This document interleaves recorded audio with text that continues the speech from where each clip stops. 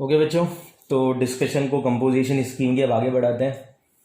देखो, अभी तक मैं जो कॉन्सेप्ट सीख चुका हूँ और जैसे मैंने क्वेश्चन आपसे ग्रुप में पूछे उसका जो रेस्पॉन्स मिल रहा है, वैसे रेस्पॉन्स करने वाले बच्चे 20-25 ही हैं वैसे, पर जो बच्चे आंसर लिख रहे हैं करीब करीब सभी के सही है। मतलब कि आपको कॉन्सेप्ट क्लियर हो रहा है और जितना नॉलेज रिक्वायर्ड है उससे ज़्यादा ही आपको मतलब कि समझ में आ गई ये चीज़ें।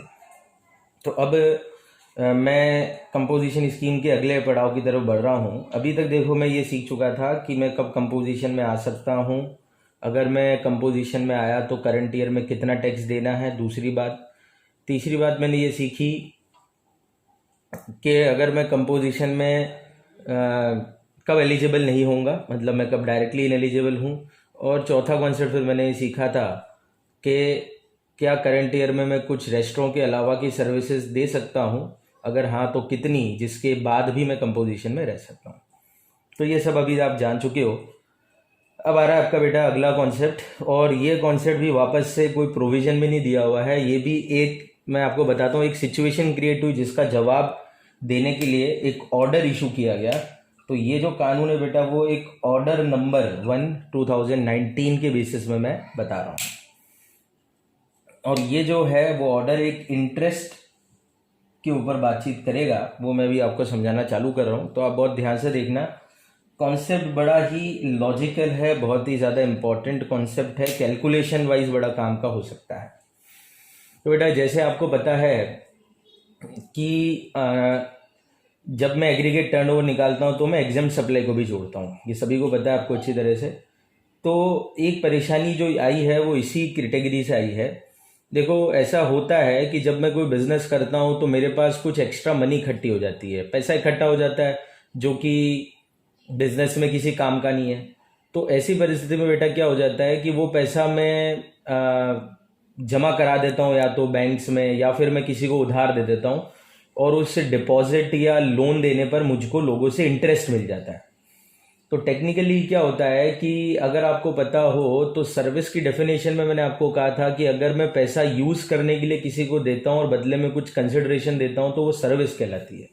तो एक्चुअल में क्या होता है बिजनेस के अंदर, ये हो जाता है कि मैं सर्विस दे देता हूँ। कौन सी सर्विस? उस सर्विस का नाम अब सुनो पहले। Service by way of extending deposit loan advance.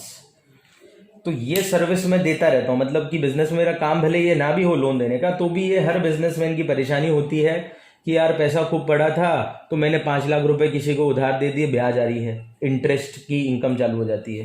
तो अब होता क्या है कि जब भी मैं इस प्रकार से किसी को ये सेवा देता हूँ, यानी कि service by way of extending deposit loan and advance, तो बेटा इस सेवा के ऊपर मुझे मिलने लग जाता है इंटरेस्ट। और ये इंटरेस्ट एक कंसिडरेशन है, तो ऑब्वियसली ये जो इंटरेस्ट है वो एक सर्विस की वैल्यू है, यानी कि इस इंटरेस्ट पे जीएसटी बनता है। तो टेक्निकली इस सेवा की वैल्यू क्या होगा? ये इंटरेस्ट होगा। क्योंकि मैंने आपको ये कहा भी था कि किसी भी सर्विस की वैल्यू होती है जितना रुपए में लूंगा, किसी भी सप्लाई की वैल्यू होती है जितने रुपए में लूंगा उस सप्लाई के लिए। तो ऑब्वियसली सप्लाई के लिए मैं लोगों से इंटरेस्ट लूंगा, तो interest is a service value, और इस वैल्यू के ऊपर जीएसटी लगता है। पर मैं आपको हाथों और एक और चीज बता देता हूं कि आगे जाकर जब आप चैप्टर पढ़ोगे, 2-4 बार मैंने आपको बोला कि ये जो सर्विस है, ये जो सप्लाई है, ये सप्लाई आगे जाकर दी हुई कि ये एग्जेम्प्ट है जीएसटी। मतलब कि ये सप्लाई जो है इंटरेस्ट, यानी कि service by way of extending deposit loan on advance, जिसके लिए मैं लोगों से ब्याज लेता हूँ, इंटरेस्ट लेता हूँ, वो पूरी तरह से एग्जेम्प्ट सप्लाई है। मतलब कि इस इंटरेस्ट के ऊपर जीएसटी नहीं लगता, ये एग्जेम्प्ट सप्लाई है। अब बेटा टेक्निकली प्रॉब्लम कहाँ पे आके फंस जाती है? अगर ये एग्जेम्प्ट सप्लाई है, पर परेशानी क्या है कि जब मैं अपना एग्रीगेट टर्नओवर निकालता हूं, तो आपको याद है एग्जाम सप्लाई भी जोड़ी जाती है for the purpose of composition scheme. तो लोगों की एक परेशानी चालू हो गई। लोगों ने कहा कि साहब मेरा टर्नओवर वैसे कोई ज़्यादा नहीं था, पर मैंने ये वाली सेवा दी डिपॉजिट लोन एडवांस वाली, उसके चक्कर में ब्याज मिला। अब ब्याज एग्जेम्प्ट है, पर एग्रीगेट टर्नओवर निकालते समय मेरे को उस ब्याज को जोड़ना पड़ता है। ड्यू टू दैट इंक्लूजन मेरी सब एग्रीगेट टर्नओवर क्या हो जाता है? लिमिट से ज्यादा हो जाता है, 1.5 करोड़ से ज्यादा हो जाता है। इस कारण से मैं कहाँ पे नहीं आ पाता? कंपोजिशन में नहीं आ पाता। इसी के लिए, इसी को ईज ऑफ करने के लिए इन्होंने एक ऑर्डर इशू करा और बोला कि ये जो इंटरेस्ट अमाउंट है इसको ना एग्रीगेट टर्नओवर में इंक्लूड करेंगे, यानी कि अब टेक्निकली देखो एग्जाम सप्लाई इंक्लूड होती है, पर ये वाली एग्जाम सप्लाई एग्रीगेट टर्नओवर पे इंक्लूड नहीं करनी कंपोजिशन स्कीम के लिए। और इसी तरह से बेटा एक और जगह भी इसको इंक्लूड नहीं करना। आपको याद हो तो करंट ईयर में मैं पता है कितने रुपए तक की सर्विस दे सकता हूँ, लास्ट लेक्चर में मैंने आपको बढ़ाया था 10% of turnover of preceding financial year. तो वो जो 10% वाला प्रोविजन है ना, वहां पे भी इसको यूज नहीं करना, यानी कि इस इंटरेस्ट के वैल्यू को, इस इंटरेस्ट के अमाउंट को एक्सक्लूड करना है एग्रीगेट टर्नओवर के अंदर भी और 10% वाले लिमिट में भी। इसको इग्नोर करते हुए मेरे को ये दोनों चीजें चेक करनी है। इससे क्या होगा तो बेटा इससे बहुत बड़ा इंपैक्ट पड़ने वाला है। ड्यू टू दिस ऑर्डर क्या इंप्लीकेशन होंगे, मैं आपको एग्जाम्पल दूंगा एक दो जिससे हमको वो समझ में आएगा।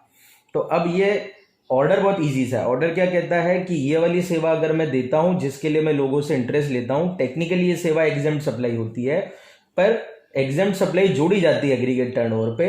इन्होंने मुझे कहा कि ये वाला जो इंटरेस्ट है ये एग्रीगेट टर्नओवर में मत जोड़ना, बाकी जो भी एग्जेम्प्ट सप्लाई है वो जोड़नी है, केवल ये वाली नहीं तो जोड़ना, और 10% में भी इसको आप ऐड मत करना।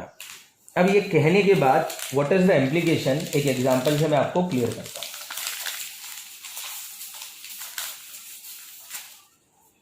नाउ से फॉर एन एग्जाम्पल 1 ले रहा हूं मैं, 2-4 एग्जाम्पल दूंगा मैं आपको, 2-3 एग्जाम्पल तो दे दूंगा। तो जैसे से फॉर एन एग्जाम्पल मैं हूं मिस्टर एक्स, टेक्निकली मान लेते हैं मैं मैन्युफैक्चरर हूं। ऑब्वियसली वो वाला आइटम का नहीं हुआ ना बेटा, आइसक्रीम पान मसाला का नहीं, उसको छोड़ के उसके अलावा का आइटम। अब बेटा क्या हुआ, 1920 में मैंने क्या करा, मैंने टैक्सेबल सप्लाई करी 60 लाख की, एग्जेम्प्ट सप्लाई करी 80 लाख की। ठीक है, इस 80 लाख में बेटा इंक्लूड है 20 लाख का इंटरेस्ट। ऑब्वियसली वो जो इंटरेस्ट है वो भी एग्जेम्प्ट सप्लाई है, तो इसी 80 लाख में जुड़ा हुआ है, तो इस 20 लाख को भी जोड़ के मैंने 80 लाख लिख दिया। और इसके अलावा बेटा मेरी से फॉर एग्जांपल टैक्सेबल सप्लाई को मैं बढ़ा देता हूँ, टैक्सेबल सप्लाई भी मेरी 80 लाख की, या से फॉर एग्जांपल लेता हूँ मैं चलो 80 लाख की। तो 1920 में बेटा मेरा डेटा मैंने आपको दिया, टैक्सेबल सप्लाई 80 लाख की, एग्जेम्प्ट सप्लाई 80 लाख की, और एग्जेम्प्ट सप्लाई में 20 लाख वाली एग्जेम्प्ट सप्लाई वो इंटरेस्ट वाली है जो अभी मैंने आपको बोली, यानी जो मैंने लोन वोन दिया था उसका इंटरेस्ट अमाउंट है, वो भी एग्जेम्प्ट है तो उसमें जोड़ रखा है। अब टेक्निकली मेरे को चेक करना है कि क्या मैं 2021 में कंपोजिशन स्कीम में आ सकता हूं कि नहीं आ सकता हूं, ये मेरा क्वेश्चन है। तो ऑब्वियसली बेटा इसके लिए मेरे को अपना क्या निकालना पड़ेगा, एग्रीगेट टर्नओवर निकालना पड़ेगा। चलो निकालता हूँ। एग्रीगेट टर्नओवर का मतलब क्या होता है, मैं अपनी टैक्सेबल सप्लाई भी जोड़ूंगा 80 लाख, और मैं अपनी एग्जेम्प्ट सप्लाई भी जोड़ूंगा 80 लाख। अब मेरा जवाब क्या आता है, 1.6 CR। अगर मैं दोनों को जोड़ता हूं तो 1,60,00,000 रुपए आते हैं, जो 1.5 करोड़ से ऊपर है। ऑब्वियसली आंसर क्या आता है कि कंपोजिशन में नहीं आ सकता, पर वो ऑर्डर अब आपके देखो ट्विस्ट क्या देता है। ऑर्डर बोलता है कि ये जो एग्जेम्प्ट सप्लाई की वैल्यू मैंने एग्रीगेट टर्नओवर में जोड़ी, उसमें वो वाला अमाउंट मत जोड़ना जो इंटरेस्ट वाला है, जो इंटरेस्ट मैंने लिया था डिपॉजिट लोन एडवांस का, उसको मत जोड़ना। इससे क्या होगा बेटा, अगर ये वाला क्वेश्चन को मैं ऐसे सॉल्व करता हूं तो आंसर आता है नॉट एलिजिबल। पर अब ऑर्डर लगाता हूं, ऑर्डर के हिसाब से सोचूं तो टैक्सेबल सप्लाई बेटा मेरी वही 80 है, और एग्जेम्प्ट सप्लाई जो कि 80 लाख है, पर मैं इसके लिए जोड़ूंगा 60 लाख, वो 20 को मैं एक्सक्लूड कर दूंगा, और एक्सक्लूड करके मेरा अमाउंट आ जाएगा 1.4 CR, जो 1.5 करोड़ से नीचे है। अब मैं इसके हिसाब से सोच रहा हूं तो मैं कंपोजिशन में आ सकता हूं। तो वो ऑर्डर का इतना बड़ा इंपैक्ट है कि आंसर 1 सेकंड में क्या हो जाता है, चेंज हो जाता है। तो यानी कि वो ऑर्डर मुझे कहता है कि एग्रीगेट टर्नओवर निकालते समय इंटरेस्ट अमाउंट जो है, जो मैंने डिपॉजिट लोन एडवांस के लिए लिया है, वो वाली सर्विस के लिए लिया है, क्योंकि वो एग्जेम्प्ट सप्लाई है तो उसको एग्जेम्प्ट सप्लाई को 80 में जोड़ते हैं, पर वो वाला अमाउंट आपको 80 में जोड़ना नहीं है। तो ये तो 80 का इंपैक्ट हुआ। अब इसी तरह से बेटा इसको, इसी इंटरेस्ट को मेरे को एक और जगह भी नहीं जोड़ना है, और वो कौन सी जगह है, इसी इंटरेस्ट को मेरे को एक और जगह भी नहीं जोड़ना है, और वो कौन सी जगह है, ध्यान से सुनना, 10% कैलकुलेशन में। तो उसका क्या इंपैक्ट है वो चलते हैं, एक बार वो आ जाते हैं।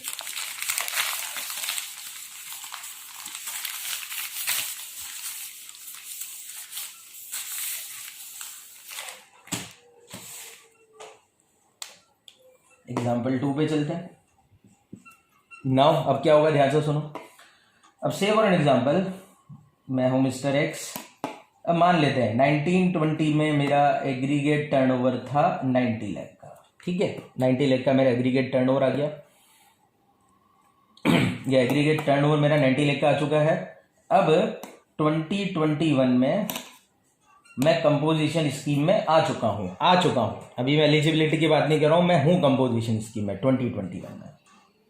ठीक है, अब टेक्निकली मैं करंट ईयर में कितनी सर्विसेज अदर देन रेस्टोरेंट दे सकता हूं, इसका जवाब ढूंढने अगर मैं लगूं तो what is my limit? 10% of 90 lakh और 5 lakh whichever is higher. Answer क्या आएगा बेटा? 9 लाख की सेवा दे सकता हूं करंट ईयर में मैं, जो प्रोविजन मैंने लास्ट लेक्चर में डिस्कस किया था उसके हिसाब से।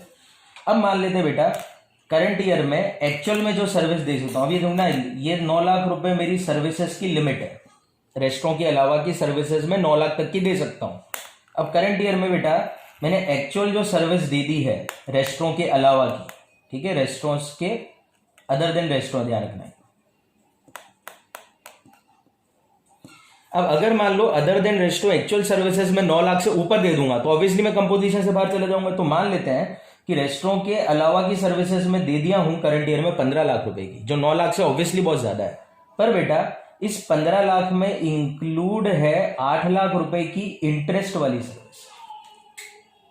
तब समझना बेटा, करंट ईयर में मैंने लोगों को 15 लाख की सेवाएं दे दी है, पर इसमें 8 लाख की वो सेवा है जो डिपॉजिट लोन एडवांस वाली सेवा है, जिसके लिए मैंने 8 लाख का ब्याज लोगों से लिया है। तो ऑब्वियसली टोटल जो मैंने सर्विस दी उसकी वैल्यू में तो मैंने ये जोड़ रखा था, इंक्लूड करके देखा हुआ था। तो अब इस प्रोविजन के हिसाब से मैं देखूं तो मैं तो अपनी लिमिट से बाहर जाके सेवाएं दे चुका हूं। लिमिट मेरी 9 लाख की आ रही, मैं तो 15 लाख की सेवाएं दे चुका हूं।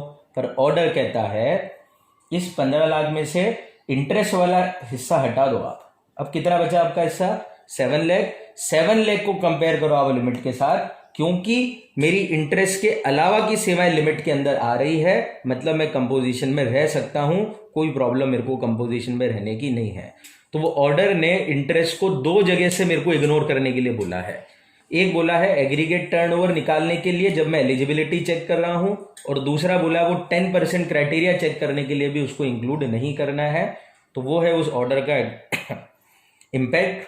पर वापस से मैं कह रहा हूं कि केवल और केवल जिसको एक्सक्लूड करने के लिए उन्होंने बोला है दोनों जगह, वो है service by way of loan advance deposit, जिसके लिए मैं लोगों से इंटरेस्ट लेता हूं। तो वो जो इंटरेस्ट है वो मेरी वैल्यू ऑफ सर्विसेज को बढ़ा रहा होगा, सप्लाईज की वैल्यूज को बढ़ा रहा होगा, उसको इग्नोर करके ही मेरे को अपना कैलकुलेशन करना है। ये है वो ऑर्डर जिसका नाम है ऑर्डर नंबर 1 2019। तो ये आपको थोड़ा सा यहां पर ध्यान रखना है। चलिए अब बेटा तीसरा इंपैक्ट जो आता है वो बहुत इंपॉर्टेंट है। जो है वो तो मैंने आपको बता दिया, जो नहीं है और जिसमें बच्चे गलती करते हैं वो मैं आपको समझाना चाहता हूं। अब जैसे एग्जांपल लेते हैं, अब से फॉर एन एग्जांपल, मैं हूं मैन्युफैक्चरर एक्स, करंट ईयर 2021 में मैं कंपोजिशन स्कीम में हूं। ठीक बात है साहब, ठीक है। मान लो लास्ट ईयर का मेरा टर्नओवर था 1 करोड़, ये भी मैं आपके सामने लिख देता हूं। तो करंट ईयर 2021 में मैं कंपोजिशन स्कीम में हूं और लास्ट ईयर मेरा टर्नओवर था 1 करोड़, ठीक है। अब बड़ा इंपॉर्टेंट चीज आने वाली है, वो ध्यान से सुनना। अब क्या होगा बेटा, मानते हैं कि करंट ईयर 2021 में मैंने टैक्सेबल सप्लाई करी ए नाम के प्रोडक्ट की, जिसकी रेट है 5% 50 लाख की। इसी तरह से मैंने एक और टैक्सेबल सप्लाई करी जिसकी रेट है 10%, उसकी वैल्यू है 50 लाख। इसके अलावा बेटा मैंने एक एग्जाम सप्लाई करी। एग्जाम सप्लाई को मैं 2 कैटेगरी में बांट रहा हूं। एक इंटरेस्ट वाली एग्जाम सप्लाई करी है मैंने, इंटरेस्ट वाली जो एग्जाम सप्लाई है, सर्विस जो भी मैंने बोली वो वाली दी है मैंने 20 लाख रुपए की, और अदर सर्विसेज भी दी है, वो भी एग्जाम्प्ट ही है, वो मैंने दी है 20 लाख रुपए की। तो ये मैंने टोटल अभी तक का सेल्स करा है। 50 लाख की टैक्सेबल सप्लाई करी, 50 लाख की एक और टैक्सेबल सप्लाई करी, 5 वाली 10 वाली, 20 लाख का मैंने एग्जाम सप्लाई करा, सर्विस का इंटरेस्ट वाला है वो, और अदर एग्जाम सर्विसेज भी दिए मैंने 20 लाख की। अब सबसे बेटा पहली बात तो मेरे सामने आती है, क्या मैं कंपोजिशन के अंदर करंट ईयर में रह सकता हूं कि नहीं रह सकता हूं, उसकी बात करता हूं। मानते हैं ये बेटा अदर जो चीजें ना वो अदर सर्विसेज नहीं है, अदर गुड्स है। चलिए तो अब क्या होता है बेटा, देखो सबसे पहले मैं देखता हूं कि मैं कंपोजिशन में करंट ईयर में कोई दिक्कत तो नहीं कर दी मैंने। तो सबसे पहले लफड़ा देखते हैं बेटा, मैंने करंट ईयर में सारे आइटम देखो गुड्स के करे हैं, ये गुड्स है, ये गुड्स है, ये भी गुड्स है। एक चीज मैंने सर्विस की करी है, वो है इंटरेस्ट वाली सर्विस। अब अगर आप मेरी सर्विसेज की वैल्यू देखोगे तो वो 20 लाख की आ रही है। मैं अगर अपनी लिमिट देखता हूं सर्विस देने की, रेस्टोरेंट के अलावा की सर्विसेज में करंट ईयर में कितनी दे सकता हूं, तो अभी अभी मैंने सीखा था टर्नओवर का 10%, दैट इज 1 करोड़ का 10% मेरा कितना हो जाता है 10 लाख, और 5 लाख दोनों में से ज्यादा 10 लाख तक की सेवा दे सकता हूं। देखो बेटा मैंने तो 20 लाख की सेवा दे दी, 20 लाख की सेवा दे चुका हूं मैं तो रेस्टोरेंट के अलावा की। क्या मैं कंपोजिशन में रह सकता हूं कि नहीं रह सकता हूं? पहला जवाब तो मैं आपसे ये पूछना चाहूंगा, क्या मैं इस केस में कंपोजिशन में रह सकता हूं कि नहीं रह सकता हूं? जवाब है बेटा रह सकता हूं, क्योंकि जो ऑर्डर आया है उस ऑर्डर ने बोला कि ये जो लिमिट है ये इस वाली सर्विस में तो लगती नहीं है, यानी कि अगर मैं इंटरेस्ट को एक्सक्लूड कर दूं तो मैंने कितने रुपए की सेवा दी, फिर तो मैंने 0 रुपए की सेवा दी। 0 तो 10 लाख से नीचे है, कोई दिक्कत ही नहीं आती, यानी कि मैं कंपोजिशन में रह सकता हूं। इसको इग्नोर करते हुए 10% देखना है, ठीक है? तो इसका मतलब मैं कंपोजिशन में रह सकता हूं। तो अगर मैं करंट ईयर में कंपोजिशन में हूं तो बेटा मेरा अब अगला क्वेश्चन आता है कि मैं कंपोजिट टैक्स दूंगा इस साल सरकार को, कितना दूंगा? आपको ये भी पता है क्योंकि मैं मैन्युफैक्चरर हूं तो मैं 1% दूंगा अपने टर्नओवर ऑफ स्टेट का। और टर्नओवर ऑफ स्टेट कैसे निकाला जाता है? सारी की सारी टैक्सेबल और एग्जम्प्ट सप्लाई जोड़ के निकाला जाता है। अब आप देखो मेरी टैक्सेबल सप्लाई 50 लाख प्लस एक और taxable supply 50 lakh plus exempt supply, देखो बेटा गुड्स की 20 लाख की तो दिख ही रही है, ये तीनों जोड़ ली मैंने, फर्स्ट सेकंड थर्ड। अब क्वेश्चन ये आता है 1% मेरे को टर्नओवर और स्टेट का जोड़ना है और मैन्युफैक्चरर होने के नाते मैं सारा जोड़ लेता हूं, टैक्सेबल और एग्जाम सब जोड़ लेता हूं।